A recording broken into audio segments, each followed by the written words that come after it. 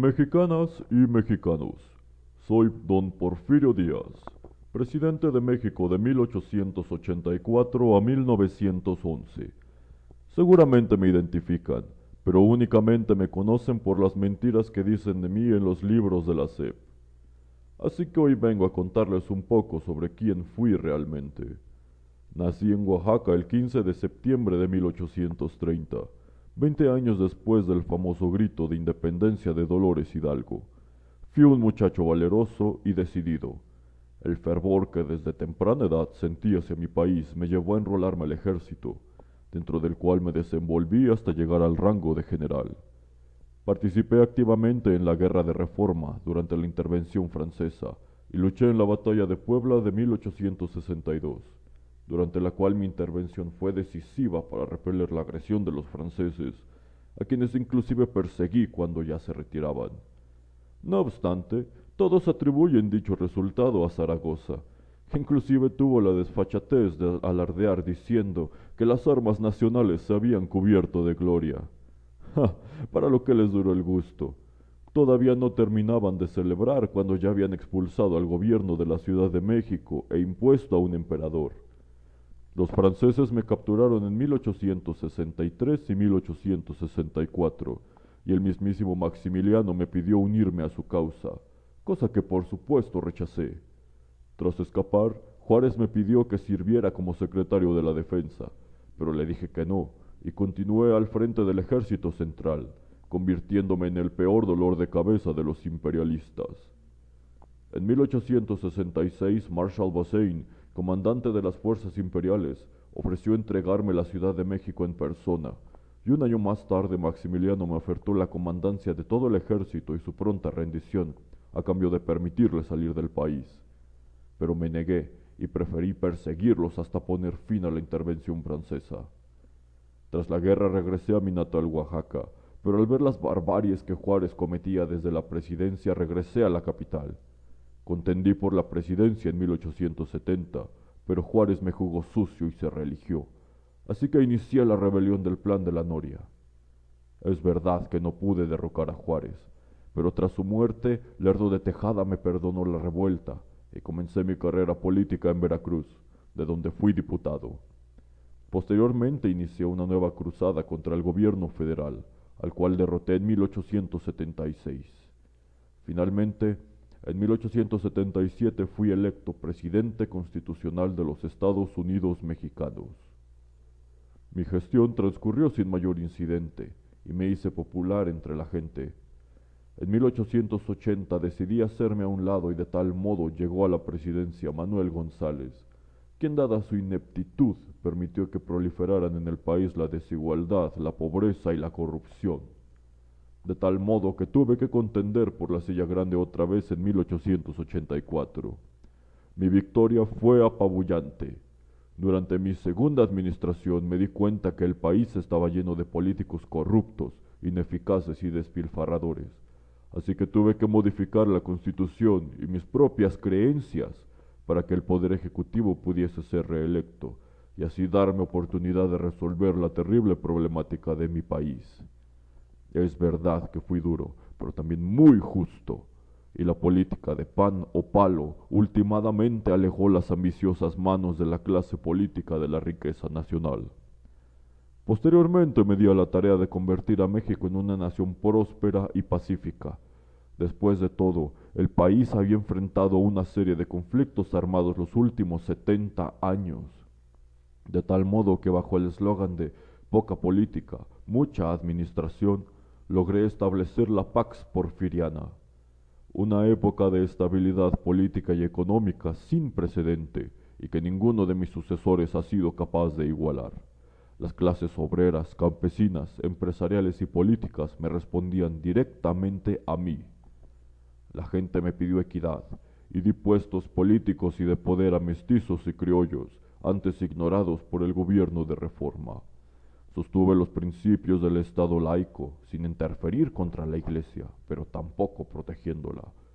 Todo iba muy bien.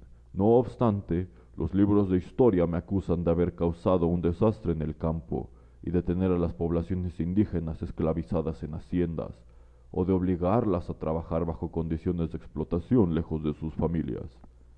La verdad es que la gente del campo tenía trabajo y seguridad, la cual les proveí mediante las guardias rurales.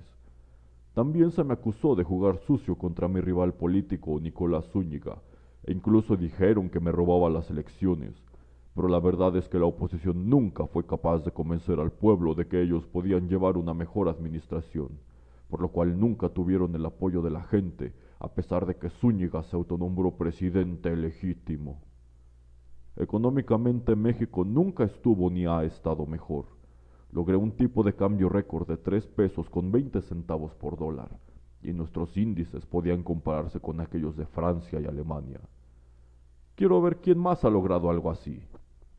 Durante mi gestión creció la minería, prosperó la producción agrícola, se triplicó la industria y la construcción, se fomentó la inversión extranjera, se mejoraron las relaciones diplomáticas, se impulsaron las artes y se mejoró la calidad de la educación.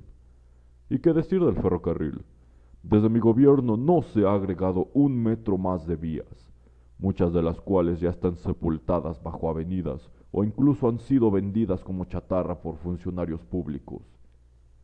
Cansado tras haber levantado a México de los escombros, en 1809 declaré que el país estaba listo para la democracia y que permitiría que quien se sintiese capaz contendiese por la presidencia.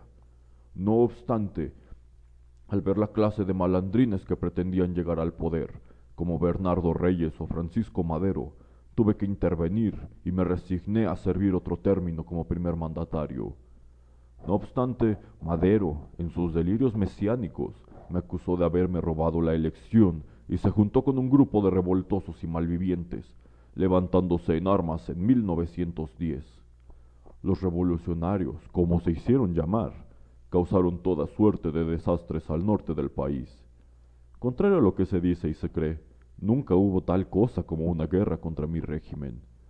Cuando Madero y Villa tomaron Ciudad Juárez, decidí que el país había tenido suficientes muertes en los últimos 100 años, y antes que ser testigo de otra matanza, preferí firmar un acuerdo por el cual yo me retiraba de la presidencia y dejaba que Madero cumpliera su capricho berrinchudo de sentarse en la silla. ¡Ay, sí, soy Madero, quiero ser presidente! Decepcionado, dejé que los mexicanos tuviesen el gobierno que se merecían y partí rumbo a Francia en el verano de 1911, sabiendo que nunca volvería a pisar mi patria. Contrario a lo que se cree, mi partida no trajo paz.